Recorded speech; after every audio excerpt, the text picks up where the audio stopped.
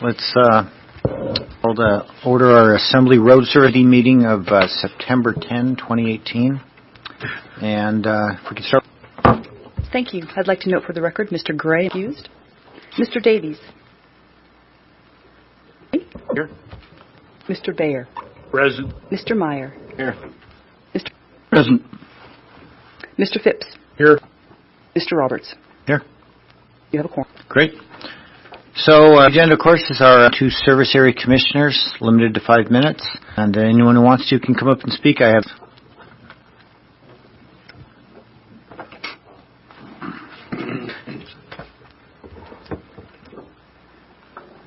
Okay.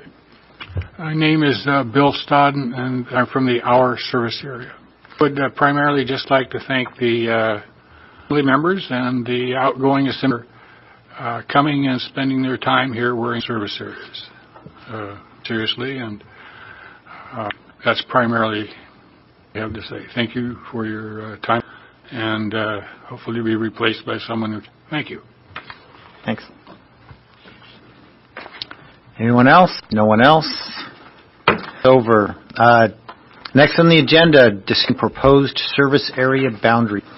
And I'll just turn it over to staff to give it. Sure. Good evening. So tonight, 9 little changes. This one we have is in service area, and that's being off of Steel Creek Road. So we're bringing in that was subdivided last year, and this one is kind of a thin type scenario. So what we have is this is actually that parcel in red is the same parcel in blue. So we're removing it from Tungsten service area because once it was legal and physical, Vienna Wood, and we'll be bringing the Vienna Wood service area. Do you have any questions on this one? So, with the removal, does that take multiple elections? No, the removal can be via ordinance and then just an election Vienna Woods service area. Yeah, Mr. Mayor. I think I've seen this in plating. Is this the one that has no public access road going to that private easement? So the road once we get it in there? Your current of this road is on, so the service area up to about this point, and then the rest will be up property owners to maintain.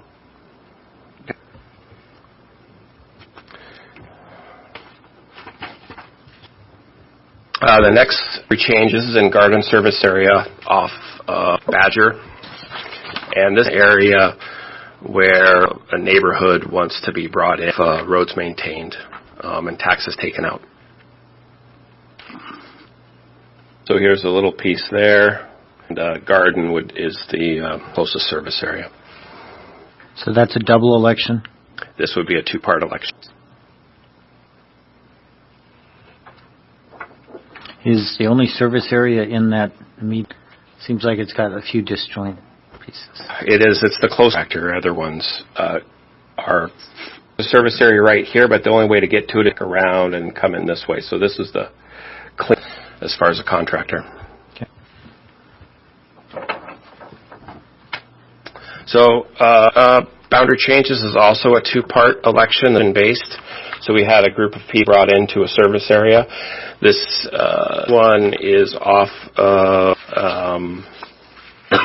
Sky Ridge. So this is a line. This is my service area. So Farmers Loop. So there are roads that the contractor services off of Sky Ridge. This was probably the best fit. Questions? Yes. How many miles of road does that add? 0.79 miles. Off of Sky Ridge that are in the shade. I can't read them on. Is it gold? Sure.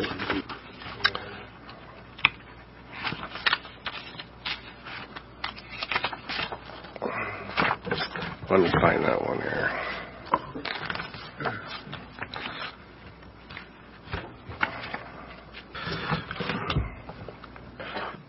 Boy, my eyes aren't as good either.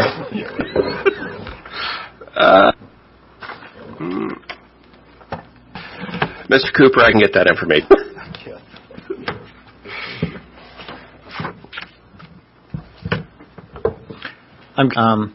On the subdivision, we're circulating the petition not want to do the work of trying to include them, or did they just luck getting the 50% or whatever the requirement? They didn't include them just because it was. We didn't even offer that because this section it's not tied to anything. Okay. So, Eagle Ridge Road and Gull Road.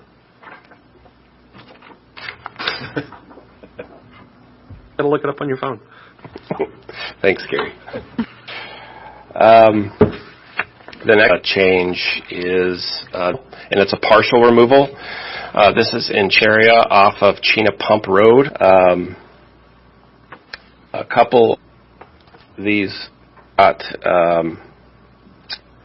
changed. Originally, this boundary, the property changed. They had it replatted. So now this is the part, and it has no area road. So we'll be removing that portion.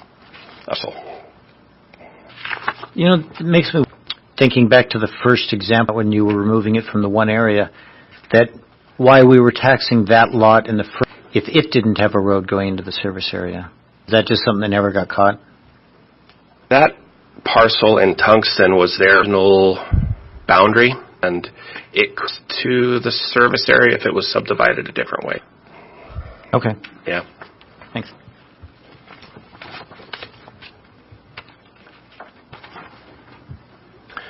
The next one area, which is located off of Nelson. Thanks. This is another removal. We had a request from the property owners. Could remove it. We researched. They actually wanted the property next also, but after our research, this parcel, it's legal access area road, but this parcel is onto Nelson, which is state maintained. We felt it appropriate to remove. When you were doing that, did we look at any other lot, the state road, Nelson? So this proposed removal, anyway, access area road. No, legally. But can they access one? Physically, they could. Currently, kind of a gravel pit foot berm that runs along their entire length of property, along Hurst Road there. Okay. I don't see it happening. And if they get removed, we'd probably deny it because their legal access isn't on to Hurst. Thank you. Yeah.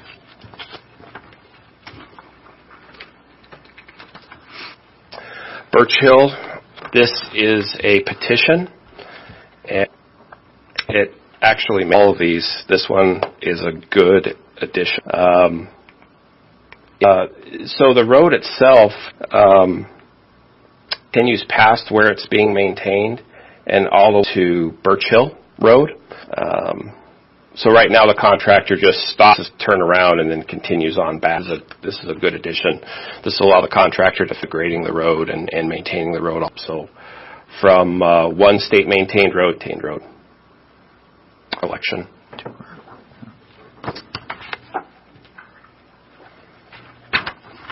Moose Meadows is another petition where a neighborhood wanted to be part of a service area. It's a larger service area out in the north, kind of off of Nelson, and I don't know what that is. Is that rep? So it's this big chunk. This would be a two-part election. It would bring in potentially the neighborhood there.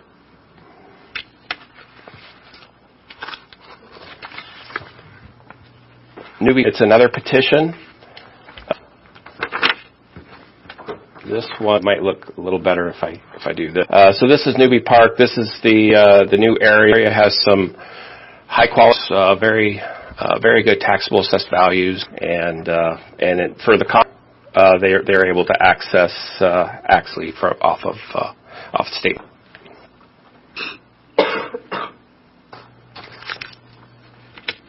What I have is fair in off of Bath and this little group of homes here. So not very large. be a two-part election. And they'd be able, the contractor, to access it off of Brock Road.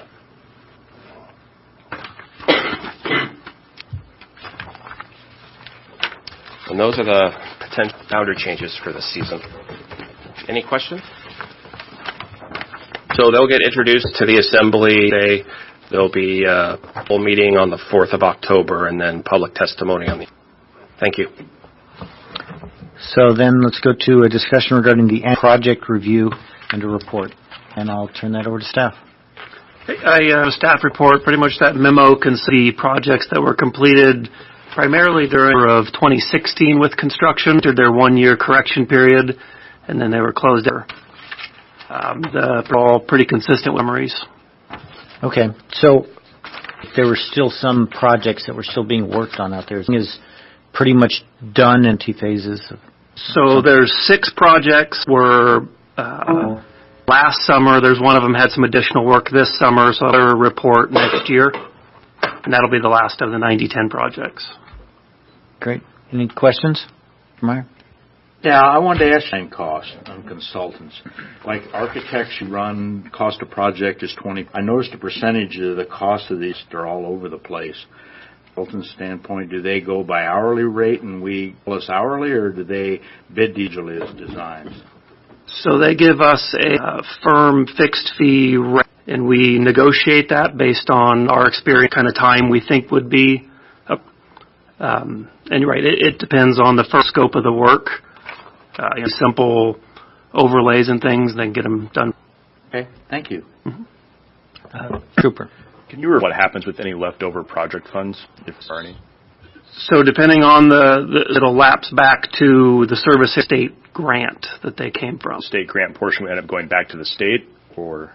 We've been successful up until now. It's back to that grant. We've been able to utilize them for projects.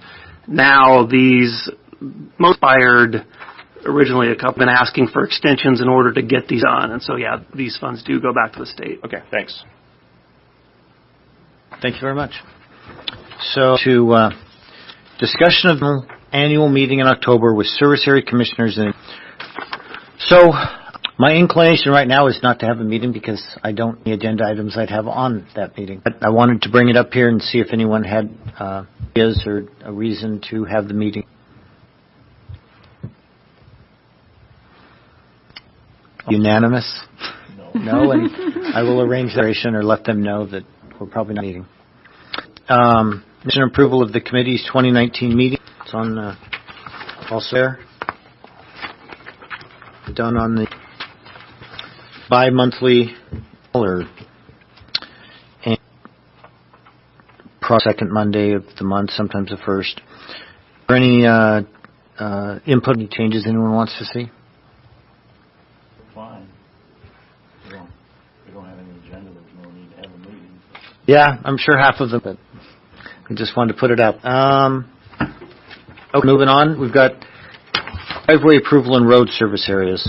So I put that, I had a constituent call me and I was trying to figure out what actually do on driveways and what can make people do and what do the roads want to do and how do they want to enforce it so that they don't have to see maintenance because the driveways aren't maintained. I think I'd like staff to go over what happens in your purview with driveways on that.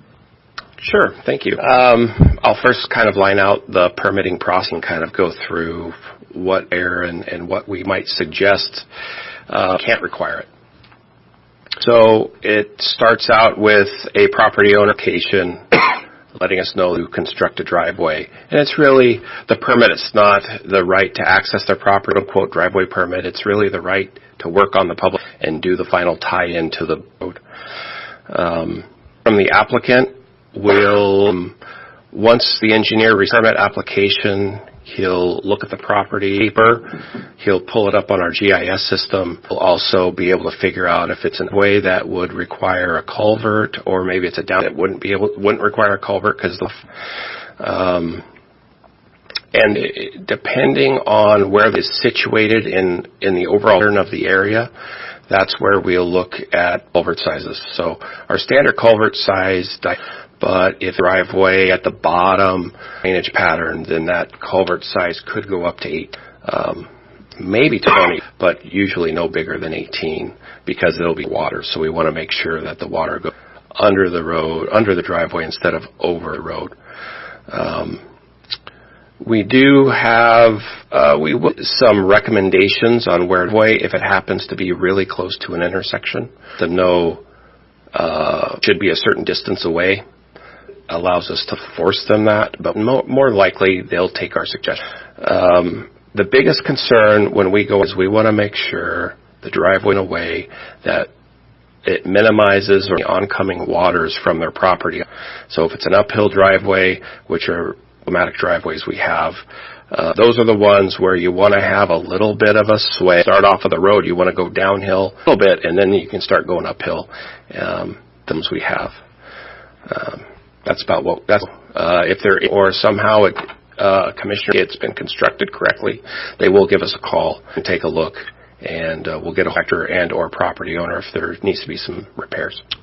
So if we have a driveway situation that you feel to be different, somebody's looked at it, attention, and the property owner doesn't respond, anything maybe legal needs to check that out. So how people who strong-willed, we will post it as an encroachment. Either A, it's an encroachment, they didn't follow our requirements on the permit. We can go ours that route, both of those. So whether they didn't follow the permit or they put in a driveway without getting a permit, that would be consent. So we can get them to repair it. If they absolutely won't process, we have to provide proper notice to the property owner. So there's a process. We would be able to send them a letter. If they don't, send them another letter saying, well, if you don't do it, the service area has the right to fix it, and then we have the right to charge you that cost. And things were to happen at the end of the day, and this process was to continue on, and say they didn't pay the dude. There's a potential, and Jill, you have a potential that we could take them to small claims court. Okay. That would. It's never really usually the contractor and or get them repaired before it gets close to that. Okay. Yeah, the only thing I'd fine schedule as well, so we could use the citation if it came to that, although we haven't. All right. And so any input, I'm especially looking from a road service area commissioners. Do you guys see a lot of ways or people putting in driveways in bad? Is there any that need to be implemented to make sure that doesn't seem a lot of egregious? Yeah, I got a number of them. And probably, I would say a third of them probably never had a permit done in the first. And most of those probably there is no way to fix them because, the amount of effort be done to make a down slope before you go up. You know what I'm talking. Michael's seen them. Yeah. There's no good solution. We're full of bad driveways. Some of those bad driveways were installed prior to the thing, put in 10, 15 years ago. Yeah, we do have a few that have issues. Yeah. And for us in the past, like we just raised a road. We got to repair it, and we made a natural dip. Created the swell. Nobody liked it. They were complaining about it. Like, hey, it's right over your road coming down. We've got a couple of them now. They did the whole process because I actually talked 2 days after the contractor put it in 10 years ago, highly that they fixed their driveway. Now, you guys staked it for me the other week. Yeah, that drive, I'm going to go talk to her again, do anything. They didn't 10 years ago, so it's 20 feet wide now. Narrow right through that section. So, do you, Commissioner, see any other, or staff, if you know, any other problems besides the water entry onto the road? Driveways, like driveways close to each other, maybe that's just a water issue also. Yeah, we do think, we run into a handful of ones that are very sections, but, in my mind, I think a very good solution, which we now would be in a subdivider's subdividing and the roads are required, be, I think, a wonderful thing if they're also an approach to every parcel. So it's happening during the subdivision phase. They can come in and put a driveway approach to every parcel so that if it either will become a service area, be in a service area, They're done. The service area won't really have to worry or then, and put it on your nose where they need to. I think that would be probably helpful to the service areas if the subdivider had to put in it on every parcel. Do you know whether out there? Well, I mean, when I worked in Hawaii and California, subdividers, they were required to do all sorts of curb, gutter, sidewalks, full utility. I don't think it would be. I think it would probably be some pushback from the developers. I think it would be very taxpayers. I imagine places you meant very large developments, as opposed where we end up with a lot of smaller ones. Yeah. A harder time capitalizing that. But any I thought about for years, and I think in the future, I had a friend moved from here, lived here his whole life, went in, stuck a culvert in the road. They drive out the next morning, county was outward. Said, we installed them culverts, that way it matches our drains, don't get the plunk. And I said, oh, we do it at home. And I said, we actually set the culvert. I've offered the homeowner to do their drain, and they furnish the culvert, and the road contractor for that service area installed. You know, that way the guy that's doing the grading or next spring knows where that culvert above the road shoulder, where he's taking stuff like that. Mr. Phipps? Michael, do you guys how far from the shoulder of the road this to be, or do you have a negative 3% on the downhill uphill driveways that meet the road? Is there a 5 feet, 10 feet, or put the swale? I see two that went in, one in Muskox service area in the last month, and something's got to be done before winter because I'm going to hook them with a blade just plow. It's a swale if you use it as part of the swale. I believe our stand from edge of shoulder of road go back, I want to say 5 to 8. And they need to be down a half a foot, and then at that point up the hill. Yeah, that's pretty, I think. That maybe these people don't have driveway permits, so I kind of suspect because they're pretty obnoxious. They're already ruining the road. They're carrying the middle of the road, so. Yeah, so that is that swale. All right, anything else? Okay. Now we're at one more time for comment. Anyone wants to come up and make one? All right. I'd say comments are over. Committee member comments. Let's see who's here. Pedretti. No comments. No comment. Mr. Meyer. No comment. Mr. Hall. This was an interesting meeting. I appreciate comments then. All right. Mr. Phipps. Comments. Mayor, Chief of Staff, representatives in that, Public Works. You guys want to talk? I don't have any comments. Thank you. Mr. Cooper. No comments. Thank you. All right. Thanks. It's been 6 years. This is my last meeting. And I asked for this one because it was really important to me. I'm glad that the drama that was here was all settled out, and to the point where it's a hard time coming up with enough stuff to have. I'm going to complain about that. It's been smooth for all the commissioners, and just want to thank them all because this is committee. Thanks. And we're adjourned.